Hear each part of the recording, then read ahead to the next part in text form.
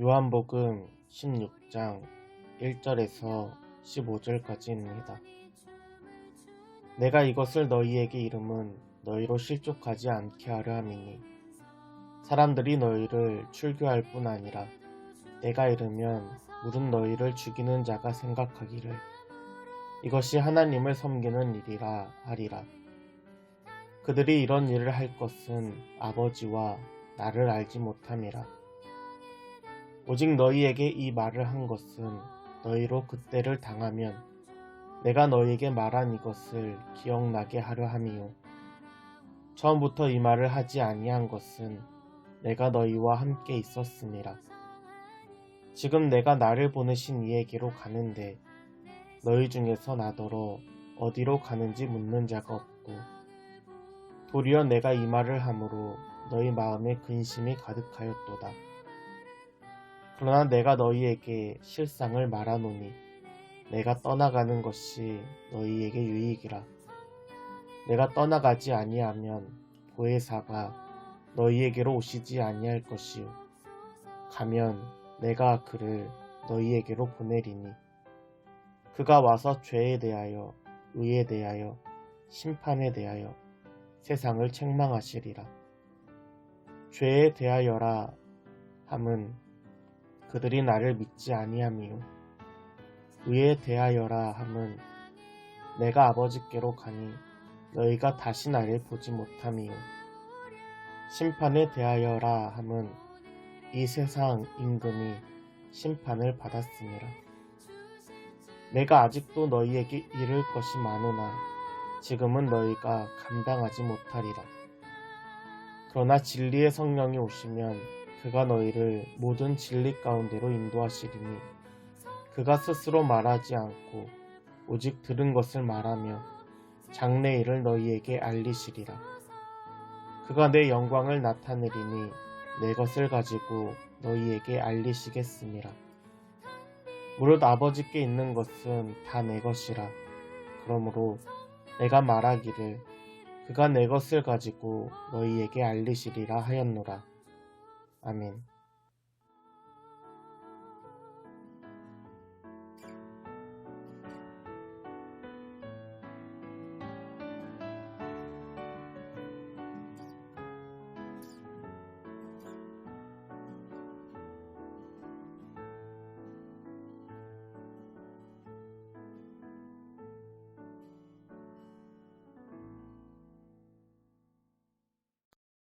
샬롬, 성령님이 함께 하시는 은혜가 여러분에게 가득하길 소원합니다.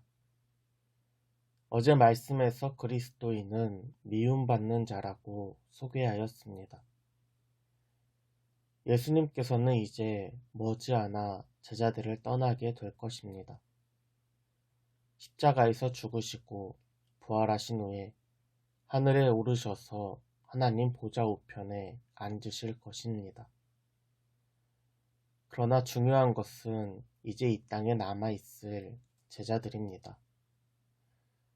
이 땅에 남아있을 제자들에게 예수님은 보혜사 성령님을 약속하셨습니다. 어제 본문인 요한복음 15장 26절입니다.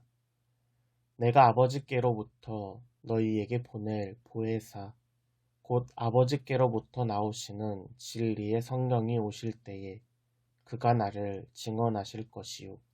아멘. 보혜사는 헬라어로 보면 파라클레토스로 돕는 자, 예언자, 중재자, 협조자를 뜻하고 영어로는 헬퍼 혹은 카운셀러를 뜻합니다. 이를 한자의 뜻으로 옮겨 적은 것이 보혜사인데 그 한자의 뜻을 보면 지킬 보혜, 은혜 은, 그리고 스승사를 사용합니다. 비록 예수님은 제자들을 떠나시지만 이제 성령님께서 제자들을 은혜 가운데로 인도하실 자로 보내실 이 땅에 오실 것입니다. 성령님의 역할은 26절 하반절에 보면 예수님을 증언하는 것입니다. 성령님께서 예수님이 그리스도이심을 증거하시는 분이신데 이는 예수님의 제자들도 마찬가지입니다. 어제 본문인 요한복음 15장 27절입니다. 너희도 처음부터 나와 함께 있었으므로 증언하느니라. 아멘. 증인이란 사전에 보면 어떤 사실을 증명하는 사람이라고 합니다. 보고, 듣고, 경험한 것을 숨김없이 사실을 전하는 사람이 바로 증인입니다. 이처럼 예수님의 제자들은 자신들이 보고, 듣고 경험한 것을 가지고 예수님이 그리스도이신 그 복음을 전해야만 합니다. 이것은 오늘 이 자리에 있는 저와 여러분들도 마찬가지입니다. 오늘 본문 요한복음 16장 1절과 2절입니다. 내가 이것을 너희에게 이름은 너희로 실족하지 않게 하려 함이니 사람들이 너희를 출교할 뿐 아니라 때가 이르면 물은 너희를 죽이는 자가 생각하기를 이것이 하나님을 섬기는 일이라 하리라. 아멘. 복음을 전하는 그리스도인들에게는 언제나 핍박과 박해가 있습니다. 예수님의 제자들은 유대 공동체로부터 출교를 당하기도 하고 사도행전에서 스데반 집사님은 복음을 전하다 순교를 당하기도 합니다. 스데반 집사님의 순교 자리에 그 중심에 있던 사울은 그리스도인이 죽는 게 마땅하다고 생각하기도 하였습니다. 이에 대하여 예수님께서는 3절에서 이렇게 말씀하고 계십니다. 그들이 이런 일을 할 것은 아버지와 나를 알지 못함이라. 아멘. 바리새인들과 서기관, 사울과 같은 유대인들에게 그리스도인들은 이단과 같습니다. 이들은 하나님을 믿는다고는 하지만 정작 하나님의 뜻은 알지 못합니다. 율법을 지키고 하나님의 말씀을 지킨다고는 하지만 정작 하나님의 뜻을 모르는 자들입니다. 그리스도를 통하여 유대 민족이 구원받을 것만을 생각한 나머지 죄와 사망으로부터 모든 사람을 구원하실 하나님의 뜻은 외면하였습니다. 이들의 굳은 마음을 깨트리기 위하여 성령님의 역사하심이 필요합니다. 오늘 본문 8절에서 11절까지입니다. 그가 와서 죄에 대하여, 의에 대하여, 심판에 대하여 세상을 책망하시리라. 죄에 대하여라 함은 그들이 나를 믿지 아니함이요.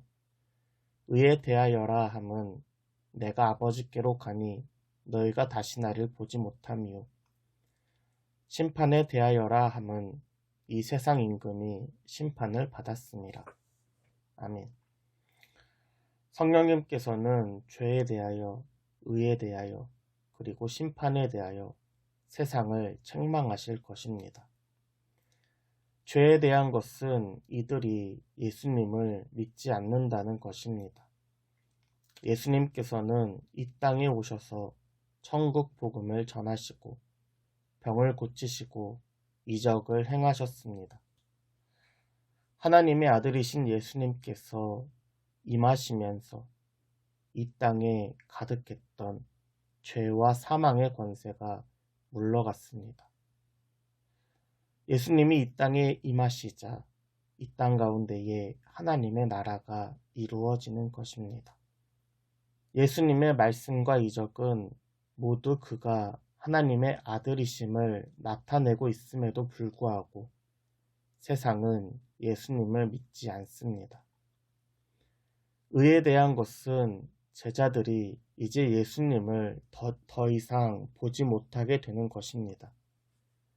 즉, 예수님의 승천을 나타냅니다. 모든 사람은 죄인이기 때문에 누구도 하나님 나라에 들어갈 수 없습니다. 그러나 예수 그리스도만이 하나님 앞에 의로우신 분입니다. 또한 우리는 오직 예수 그리스도를 통하여서 하나님께 의롭다 인정받을 수 있습니다. 마지막으로 성령님께서는 심판에 대하여 책망하십니다. 이는 세상 임금, 즉 공중의 권세 잡은 사탄을 향한 심판이십니다. 이들은 사람을 유혹하여 하나님으로부터 멀리하게 하고 불순종의 아들이 되어 진노의 자녀가 되게 합니다. 그러나 예수 그리스도께서 십자가의 죽으심으로 사탄의 그 권세를 깨뜨려 버리셨습니다. 우리의 보혜사 되시는 성령님께서는 세상을 향하여 죄에 대하여, 의에 대하여, 심판에 대하여 책망하십니다. 책망하신다는 것은 잘못을 꾸짖게 하고 죄를 깨닫게 하시는 성령님의 사역입니다. 죄에 대하여는 참 그리스도이신 예수님을 믿지 않는 것을 깨닫게 하는 것이고, 의에 대하여는 하나님 나라에 들어갈 자격이 없음을 깨닫게 하며, 마지막으로 심판에 대하여 내가 지금 섬기고 있는 사람이 세상 임금인지 아니면 참 임금인지 깨닫게 하시는 것입니다. 성령님의 책망은 즉 구원을 위한 부르심입니다. 책망을 듣는 잠깐의 순간은 아프고 쓰리지만 결국은 영원한 생명으로 진리로 우리를 인도하게 할 것입니다. 사랑하는 여러분, 우리는 부르심을 받은 성령님의 통로임을 기억하기 바랍니다. 이제 성령 안에서 예수 그리스도를 더욱더 신뢰하며 예수 그리스도를 통하여 하나님 앞으로 나아가며 예수님이 주인 되시는 삶이 되길 주님의 이름으로 축복합니다.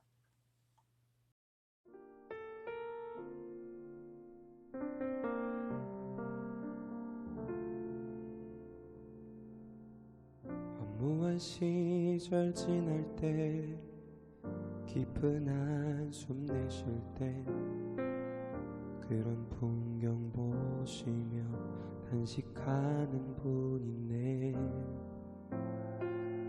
고와 같이 너희를 버려두지 않으리. 내가 너희와 영원히 함께하리라. 성령이 오셨네. 성령이 오셨네. 내 주에 보내신 성령이 오셨네. 우리 인생 가운데 친히 찾아오셔서 그 나라 꿈꾸게 하시네. 억눌린 자 갇힌 자 자유함이 없는 자 피난처가 되시는 성령님 계시네. 주의 영이 계신 곳에 참 자유가 있다네. 진리의 영이신 성령이 오셨네. 성령이 오셨네. 성령이 오셨네. 내 주에 보내신 성령이 오셨네. 우리 인생 가운데 친히 찾아오셔서 그 나라 꿈꾸게 하시네. 성령이 오셨네. 성령이 오셨네. 오셨네. 내 주에 보내신 성령이 오셨네. 우리 인생 가운데 친히 찾아오셔서 그 나라 꿈꾸게 하시네. 성령이 오셨네. 성령이 오셨네. 내 주에 보내신 성령이 오셨네. 우리 인생 가운데 친히 찾아오셔서